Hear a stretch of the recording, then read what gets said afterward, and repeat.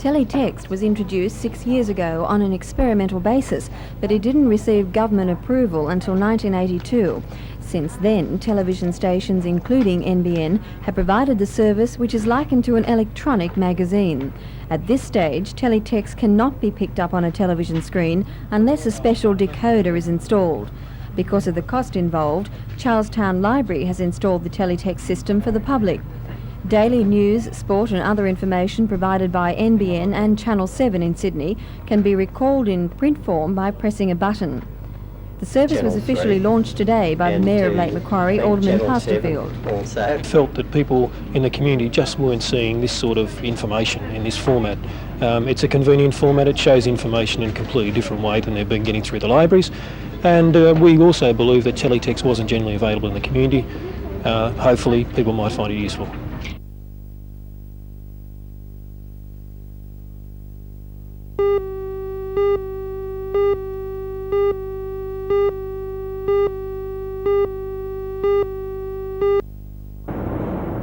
Highway patrol vehicles throughout the Newcastle district were ordered off the road late yesterday. Police were switched to unmarked vehicles and official cars. GMH is recalling 19,000 vehicles made between May 83 and March this year, and Ford 34,000 cars built between October 83 and February 1984. The move was initiated by Peyton Brakes Replacement, a division of Repco which supplied the defective brake boosters. Today, local dealers were busy trying to refit police cars following a special shipment of brake parts. Police maintain that the recall has had little effect, but tonight some highway patrol cars remain off the road. We expect 20 of our 30 highway patrol vehicles throughout the district to be back on the road. Highway patrol police will actually be performing duties in unmarked vehicles not normally used by them, such as Sigmas, Coronas, Meteors. But while police say they'll try and maintain a normal level of activity tonight, their duties will be restricted to some extent in unmarked cars which do not perform as well as the highway patrol vehicles. And with the long weekend coming up, the recall couldn't come at a worse time.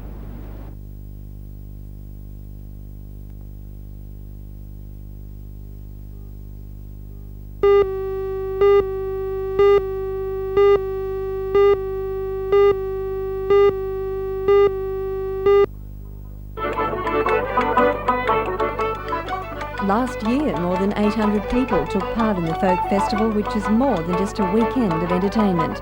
A series of workshops will be held on everything from medieval music to contemporary mandolin. A number of interstate bands will join local groups, including the abominable Snow Band from Melbourne. Folk music fans need only to bring their sleeping bags, and this is just a taste of the weekend lineup. Where the dangers are double and the pleasures are few. The rain never falls and the sun never shines.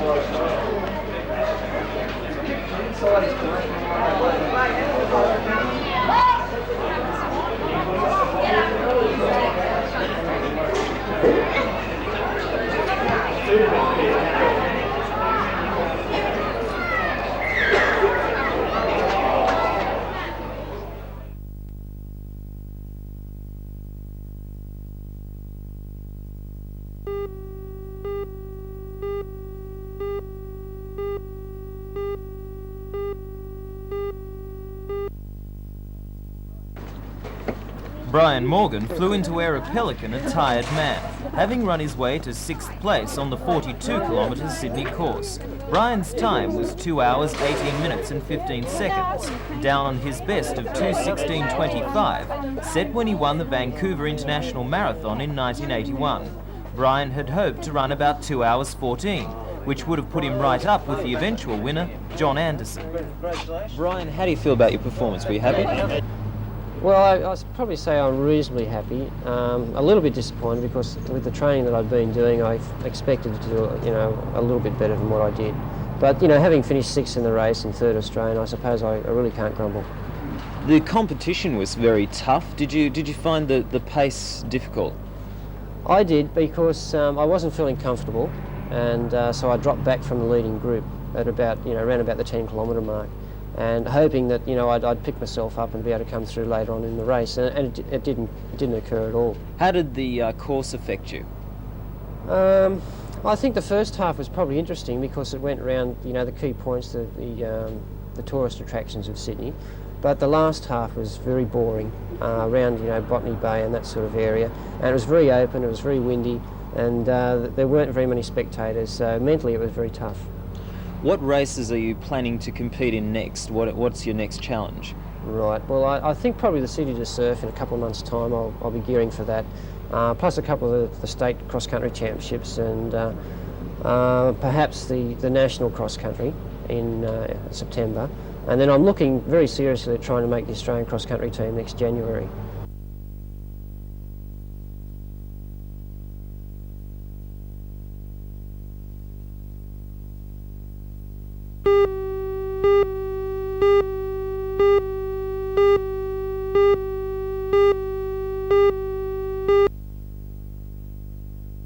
From any distance, the bird scarer certainly looks like a hawk, even to the human eye. Apparently, to a bird's eye, it's even more convincing.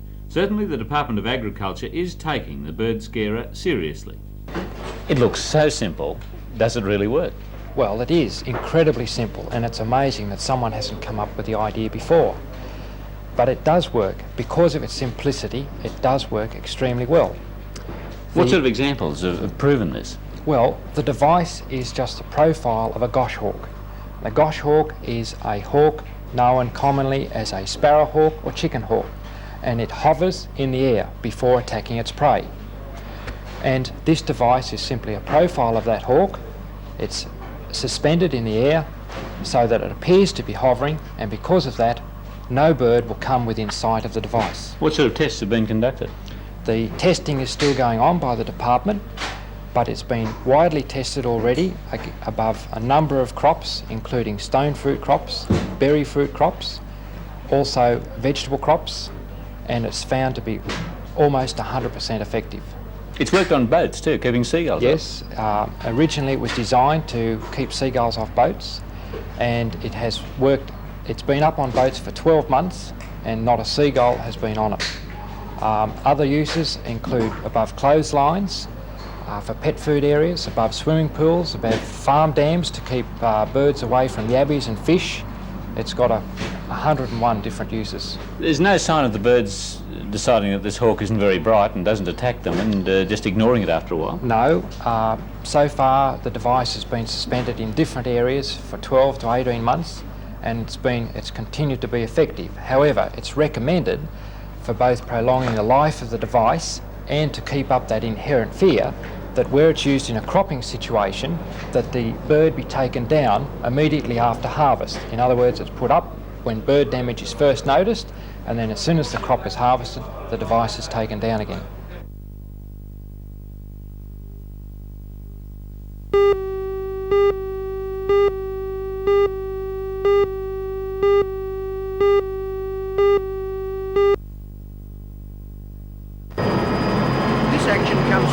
Of the Northern District's unlimited unrestricted inboards. The overall result went to Possessed, owned by John Kavanagh and driven by Bob Thurger of the Upper Hawkesbury Club.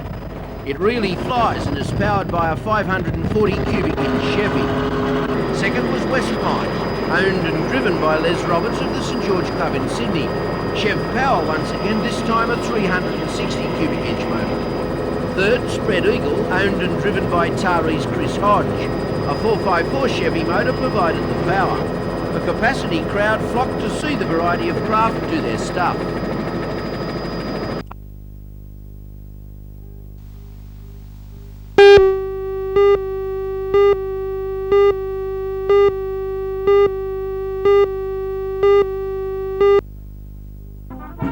Cracker night is always special even when it's wet, so a healthy crowd filled the International Sports Centre and waited patiently for night to fall and the pyrotechnics to begin. The Newcastle Police Boys Club marching band was one of the acts that filled in some of the time. The fireworks, when they came, were spectacular, part of $5,000 worth carefully orchestrated by Howard's The Pyrotechnics. The company is responsible for many of the fireworks that will be seen during the Olympic Games opening ceremony next month. And judging by last night's display, that will be a fabulous show. There were 3 fireworks displays last night, and in between the Castanets kept up the pace with their well-known cabaret act.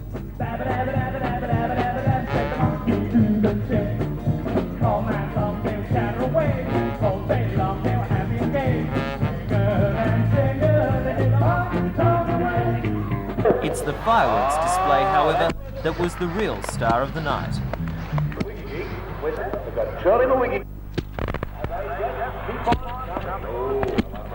Comes to fireworks. I like that one. Go on, you Howard.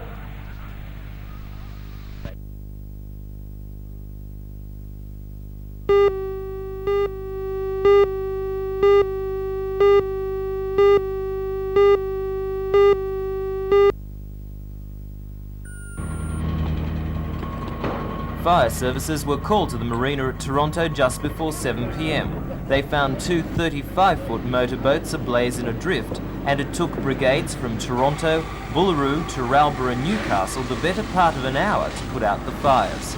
This Markland cruiser, owned by a man from Coffs Harbour, burnt to the waterline. Police say the fire started on the less damaged of the 2 boats, a Bertram 35 called the Piper. The Markland cruiser had been tied up alongside when the flames spread to it. Both craft were apparently cut adrift by a local resident, while the Wanji Queen, which was berthed nearby, was sailed safely away from the marina. Both damaged boats are constructed of fiberglass, and firemen used foam to put out the blazes. There were toxic fumes, and one volunteer fireman, Mr. Doug Brady, was taken to Wallsend Hospital suffering smoke inhalation.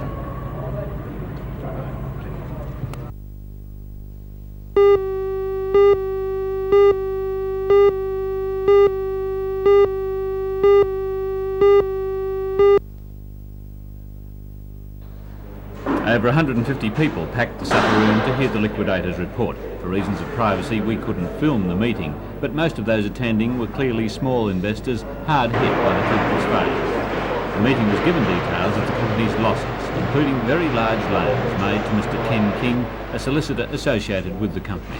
Is it proving difficult for you to unravel the affairs of Broadmeadow Land Investments?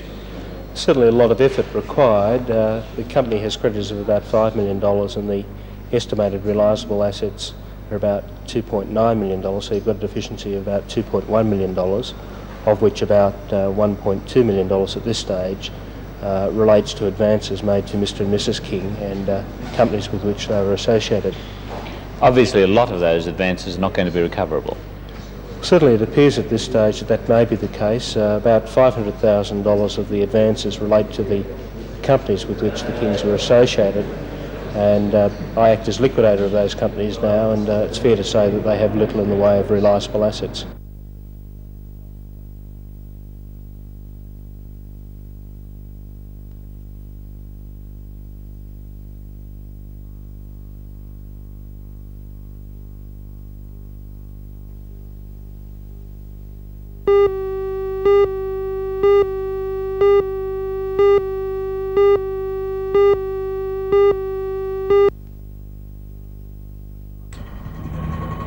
Once a fiberglass boat starts burning, it takes a lot of stopping. Firemen did their best at Toronto last night, but it was only after they smothered the burning cruisers in foam that the fire was eventually put out.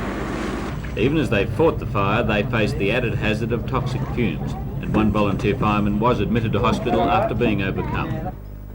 This morning, the search for answers to the $250,000 blaze began. The fire actually started on this Bertram, owned by John Connigan of Wangi. At its mooring, it was surrounded by boats worth hundreds of thousands of dollars, but only the boat directly alongside fell victim to the blaze. The rest were pushed clear by people who ran to the marina when the flames were seen. The boat which couldn't be saved was Saladin, purchased only a week before Easter by Bruce Musker of Taree and formerly of Lake Macquarie. For Bruce and his wife, the fire was a bitter blow. The cruiser was insured for only about half its replacement value, and it's the Muskers' second such experience. 6 years ago, Bruce had to leap overboard when a timber cruiser blew up and burnt to the waterline in the centre of the lake. This time, the Muskers had purchased a diesel-powered boat specifically to avoid the risk of another fire. Detectives are sending away for laboratory analysis parts of the first boat to catch fire. But the possibility that the blaze was started by a falling firework has not been ruled out.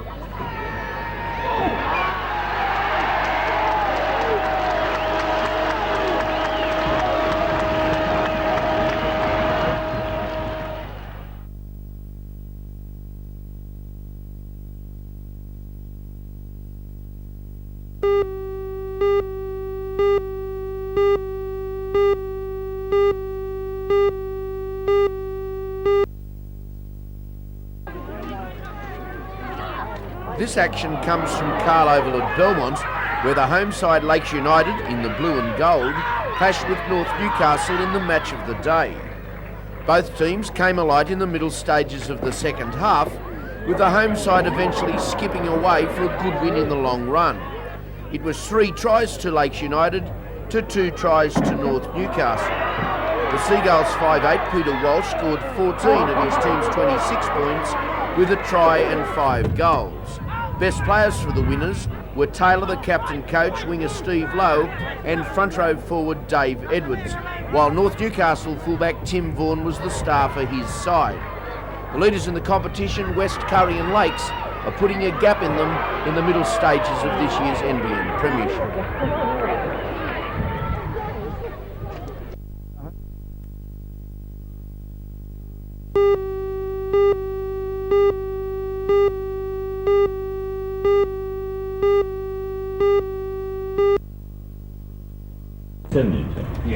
The media conference called by Mr. Lowton to discuss BHP's China initiatives really left the media wondering why the conference was held at all.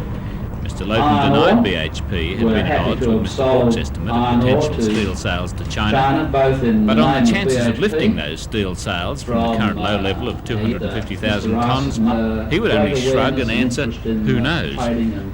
In fact, "who knows?" became his response to question after question, seeking specifics on BHP's future intentions and its ability to compete with the steel makers of Korea and Japan. Well, under some circumstances, but who knows what the future's going to be and what the prices and terms are. Lots of things are possible. As I say, we don't put limits to our ambitions. Would you rule out a massive investment in the Australian steel industry to supply China? Well, as I say, I don't rule anything out. I'm not excluding any possibilities. I'm not promoting any possibilities. We're in the process of negotiating. One of the few facts that Mr Layton was able to present was that BHP has a number of groups going to China in coming months to examine ways of lifting his company's overall trade with that country. At present, BHP's annual trade with China runs to about $60 million, that trade ranging from manganese and iron ore to specialised technology. On local issues, Mr Layton said he was encouraged by the Newcastle Works' improved productivity, but said there was a long way to go to stay with the field in the tough game of steelmaking.